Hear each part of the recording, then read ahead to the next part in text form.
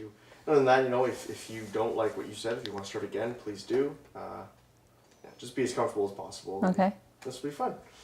All right. Okay, so let's start.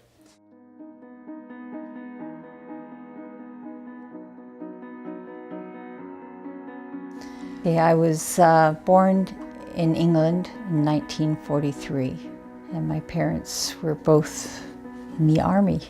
We came to Canada in 1952. We came by boat, and I remember going down the St. Lawrence River and seeing like a cross lit on every hill. At least to me it seemed like there was.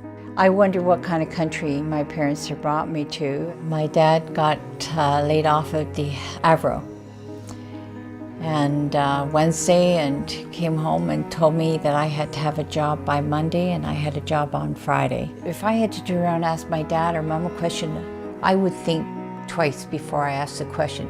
I've asked a question once and I woke up from being unconscious. My dad had a violent temper, and he sexually abused me from when I was 8 years old till I was 17.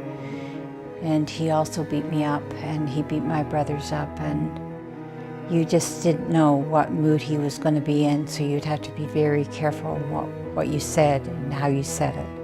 I got married when I was 18. When I was 24, I tried to commit suicide. It took me 5 years to get the energy, strength, whatever, to leave my first husband. In fact, I was told I would be killed.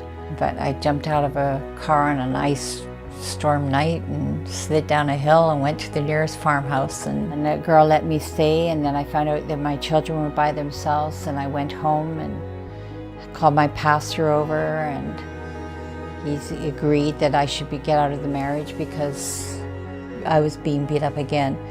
And a friend took me in, and we slept on a car seat, and we had a hot plate for a stove, and my two children were 11 and 8. I had $8 in a bank account. And then you learn welfare, and welfare told me to get out of the house, and so then I had to get out of the house, and so then I was getting $200 a month from welfare, and I did housework on the side, and I would set goals. And I made commitments, and I said, we won't be in this situation long, then one day we will have a car, one day we will have a house and with a fireplace and a pool. You don't trust anybody. They say they love you, but did they really love you? All right? In fact, I did not really know what love was until maybe in my 40s. Then I met Brian on a blind date on September the 8th. Brian was very loyal, he was good, he was awesome with my kids. That was the number one thing. He had to be good with my kids. Brian and I were together 42 years. And he put up with all my crap. I met this nice couple. They were looking for a house for their parents. Brian and Glenda. Really funny, because Brian and I laughed about it. He turned around and said, "Lydia, how would you like to come to Northridge for Thanksgiving?" And I said, "Gee, Brian, love to, but I think it's going to be a nice day. I'm going golfing." So I did go golfing. But the next Sunday, I said to my Brian, "I think I'm going to go to church this Sunday."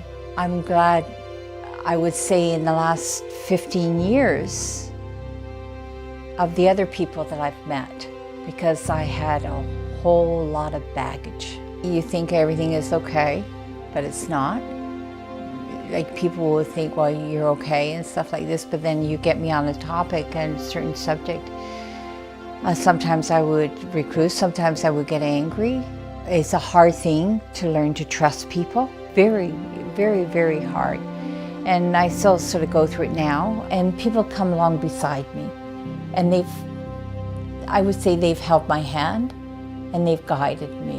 When you see that as a live church, it's not a church that I go to church on Sunday, they're doing things, and we're not stagnant. It's not just a church that goes on Sunday. It's home, it's family, it's there. I love it, and I don't want to ever be away from it. My father was domineering. He was right, and whatever, we were wrong. But the God that I love, He's there all the time. He doesn't change. He cares for me. In His own way, He tells me that He loves me, but He wants to be wanted. We all got baggage. If you meet anybody, just bring them to me. Because life is wonderful, and life can be good, and we can do so much. Life is to live.